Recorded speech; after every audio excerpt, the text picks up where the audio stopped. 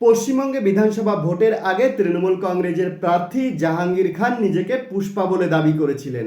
সে এও বলেছিল যে পুষ্পা কবি ঝুঁকেগা নেহি। সেই পুষ্পা এখন রুকেও গেছে, ঝুঁকেও গেছে। 21 তারিখ ফলতার পুনর্নির্বাচনের আগে নিজের নাম তৃণমূল পার্টি থেকে উইথড্রল করে নিয়েছে। তার মানে তিনি আর ফলতা বিধানসভা কেন্দ্র থেকে পুনর্নির্বাচনে তৃণমূল কংগ্রেসের হয়ে আর লড়ছেন না।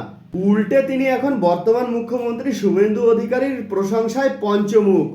চলুন যাই শুনে নি এখন ফলতার বিধানসভা কেন্দ্রে তৃণমূল কংগ্রেসের প্রার্থী জাহাঙ্গীর খান কি বলছেন। সম্মানীয় মুখ্যমন্ত্রী ফলতা উন্নয়নের জন্য স্পেশাল প্যাকেজ দিচ্ছে। সেই জন্য আমি আগামী 21শে মে যে রিপল আছে সেই রিপলের কন্টেস্ট থেকে আমি নিজেকে দূরে সরিয়ে নিলাম। আমি ফলতার ভূমিপুত্র। আমি চাইবো ফলতা শান্তিতে থাকুক, সুস্থ থাকুক, ভালো থাকুক এবং ফলতায় আরও বেশি বেশি উন্নয়ন হোক, সোনার ফলতা হোক, এটাই আমার স্বপ্ন ছিল।